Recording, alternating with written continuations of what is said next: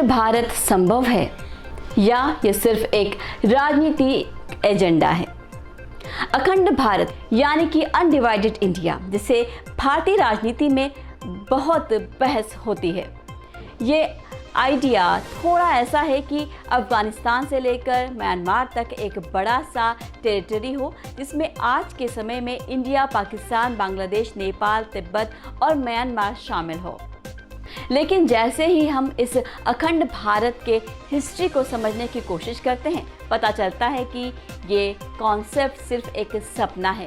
हकीकत से दूर दूर तक इसका कोई वास्तविकता इसमें नहीं है। अब हम हिस्टोरिकल प्रोस्पेक्ट की बात करते हैं तो अखंड भारत का कॉन्सेप्ट 1930 में विनायक दामोदर सावरकर ने पहली बार बोला था। उन्होंने सोचा था कि ये एक ऐसा भौगोलिक एंटिटी होगा जो पूरे इंडिया सब कॉन्टिनेंट को शामिल करेगा और हिंदुओं के लिए पवित्र स्थल होगा। पर समय के साथ इस कॉन्सेप्ट में बदलाव आते गए और आजकल के कुछ लीडर्स इसे एक कल्चरल एंटिटी मानते हैं। अब देखो अखंड भारत का विजन पे कुछ लोग तो कहते हैं कि ये सिर्फ एक कल्चरल रीजन है जिसमें ऐतिहासिक और सांस्कृतिक जुड़े हैं, लेकिन कुछ लोग इसे एक अलग देश की तरह देखना चाहते हैं जिसके पास अपनी फौज, संविधान और संसद हो। लेकिन इस आइडिया पे तो बहुत सारी चैलेंजेस हमें देखने को मिलती है। पहले तो ये कि भारत के ऑफिशियल फॉरेन पॉलिसी के खिलाफ है। हमारा कॉन्स्टिट्यूशन शांति से रहने की बात करता है और दूसरे देशों की स्वतंत्रता में हस्तक्षेप के खिलाफ है। आप खुद ही सोचें कि इंडिया और पाकिस्तान दोनों ही न्यूक्लियर आर्म्ड देश हैं। अगर कोई भी फोर्स से अखंड भारत स्थापित करने की कोशिश करेगा तो ये खतरनाक जंग का कारण नहीं बन सकता। इंडिया के फॉरेन पॉलिसी ने हमेशा से ये माना है कि किसी भी तरह से टेरिटरी की मांग नहीं करनी चाहिए, जैसे रूसिया और चीन करते हैं। और अब देखो इतिहास हकीकत की तरफ। आज तक कोई भी भौगोलिक एंटिटी ऐसा नहीं था जो पूरे इंडिया सब कॉन्टिनेंट को गवर्न करता था।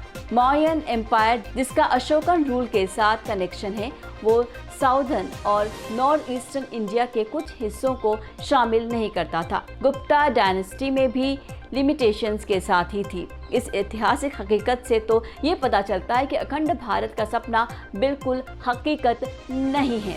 अखंड भारत का आइडिया एक राजनीतिक टूल के रूप में इस्तेमाल होता है, खासकर इलेक्शन के टाइम्स।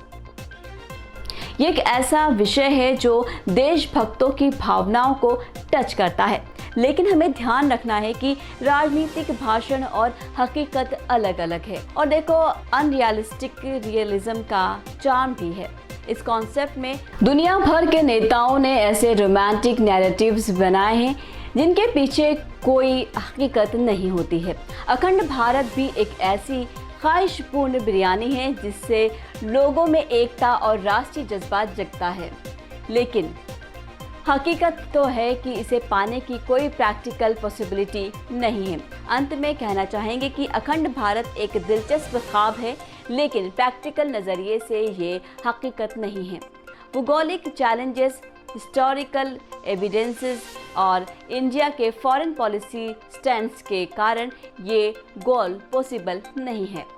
इसके बजाय हमें फोकस करना चाहिए अपनी संस्कृति और वैल्यूज़ को दुनिया में प्रमोट करने और दूसरे देशों की स्वतंत्रता का सम्मान करने पर।